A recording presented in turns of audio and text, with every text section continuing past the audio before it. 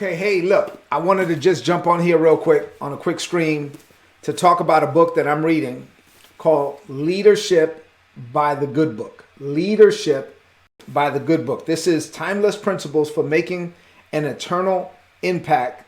This book was written by David L. Stewart, who I know personally, and also Brandon K. Mann, who I know personally. And then the foreword was written by Bishop T.D. Jakes. So this is Leadership by the Good Book. Dave Stewart, Brandon Mann, tremendous book, tremendous people. And I'm reading it. It's such a blessing to me. And really, I'm blessed because Dave Stewart, who's the co-founder of Worldwide Technology, where I work. I actually work at Worldwide Technology. And so I'm blessed to know Dave Stewart personally. This is a tremendous man of God. And so he's teaching about doing leadership from the Bible, doing leadership God's way. So let me just share something that I like to talk about when I talk about leadership from the Bible. Once again, I fully recommend that you check out this book, Leadership by the Good Book. He also has a book called Doing Business by the Good Book as well. But let me just say something about leadership, doing leadership God's way. Whenever I talk about leadership from a godly perspective or servant leadership, I like to do two things. I like to use the definition that I learned for leadership a long time ago, which is different than what I learned in the military. In the military, the definition of leadership that I learned was that leadership is the ability to influence soldiers at the time, within the context it was soldiers, but to influence others into the accomplishment of the mission while providing them with purpose, direction, and motivation. And it was like, hey, you know, when I was a young sergeant or young officer, hey, you provide purpose, direction, and motivation. You drive soldiers to accomplish the mission. And really what that definition connoted, that I'm in charge and you're not, and I'm going to tell you what to do. Really, at the bottom line, that's kind of what my takeaway from that was. I like servant leadership. Servant leadership, really a definition that I heard many years ago that I've adopted, is that leadership is a servant relationship which facilitates human development. Leadership, from God's perspective, is actually a servant relationship. If I'm the leader and you're the led, then you're not serving me, I'm serving you. As the leader, I am here to serve you. Leadership is a servant relationship that facilitates human development. The goal of my leadership is to develop you as a human into whoever it is that you're supposed to be. So my assignment is to prepare you for your assignment. Me as a leader, I'm here to build you up, to prepare you, to instruct you, to get the most out of whatever it is that God has deposited down on the inside of you. So leadership is about service. Leadership is about development. And then leadership is also about being submitted. For you to be a leader, you have to be submitted to a leader. So I like to use, as an example, the Roman centurion in the Bible. So a centurion at the time, within the context of Jesus's day, a centurion was a Roman officer who was over about 100 people. So a Roman officer, a centurion, was the equivalent of a U.S. Army company commander, basically. So this person is over about 100 people. And this Roman officer who's in charge of 100 people comes up to Jesus and says, "Sir, hey, listen, master," he actually called him master, "my servant lies at home and he's sick." And Jesus is like, oh, okay, well, Jesus is so accustomed to people coming to him and saying, "Hey, I need something. Can you help me? I need something. Can you help me?" That Jesus was like, "Okay, fine. You need something. I'll go help you. I'll go with you and I'll go heal him." And then the Roman officer says, "No, I don't need you to come.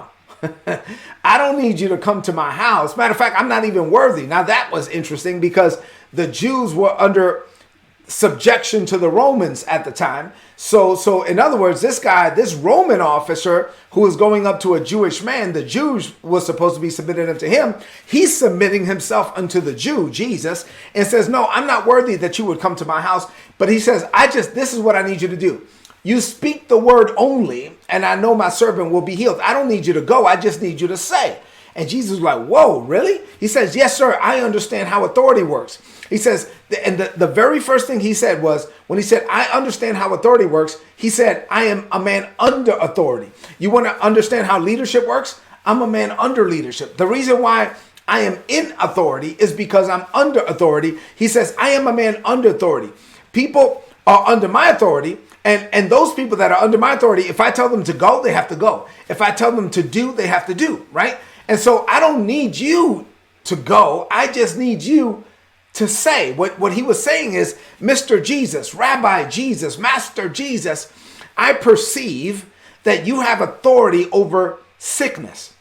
That's why I'm here. My servant is sick. I perceive that you have authority over sickness. I don't have authority over sickness. If I had authority over sickness, I wouldn't be here. I would be dealing with the situation myself. But I perceive that you, Mr. Jesus, Rabbi Jesus, Master Jesus, you have authority over sickness. And I understand how authority works. Whatever is under your authority is subject to your words. If I tell anybody under my authority, go, they have to go. If I say it to somebody who's not under my authority, go, they don't have to go. But anyone who is under my authority, if I say go, they have to go. If I say do, they have to do. Why? Because they are under my authority, and I exercise my authority with words. So, Mr. Jesus, since I perceive that sickness is under your authority, I don't need you to go. I just need you to say. And if you would say it, I would just take it at that. All I need you to do is say it, and I know that the sickness has to go because I perceive that sickness is under your authority. And Jesus looked around and said, my God, I haven't found this type of faith. This man has great faith. No one in Israel has this kind of faith. This man has great faith, right? Why? Because he would take God without seeing it. He would take God just at the declaration stage. And then he also understood how authority works. How does authority work? Well, for me to be in authority, the first thing he said was, I'm under authority. For me to be in authority, the first thing he said was, I'm under authority. If you want to be a great leader, if you want to lead by the good book, if you want to apply biblical principles to your daily life as it relates to being a leader, then you got to understand that the greatest way to lead is to submit. Your authority comes from your submission. The more you are submitted unto God, the more godly authority you'll be able to exercise in this world. Develop yourself as a leader. Check out this book. I'm telling you, this book by Dave Stewart and the other one by Dave Stewart, both are a tremendous blessing. Check out the books, but really make a dedication right now. Determine in your heart that you're going to develop as a leader, that you're going to do everything that you can to become the leader that God has called you to be. And really, for you to do that, you have to be submitted unto authority. Your authority comes from your submission. God bless you.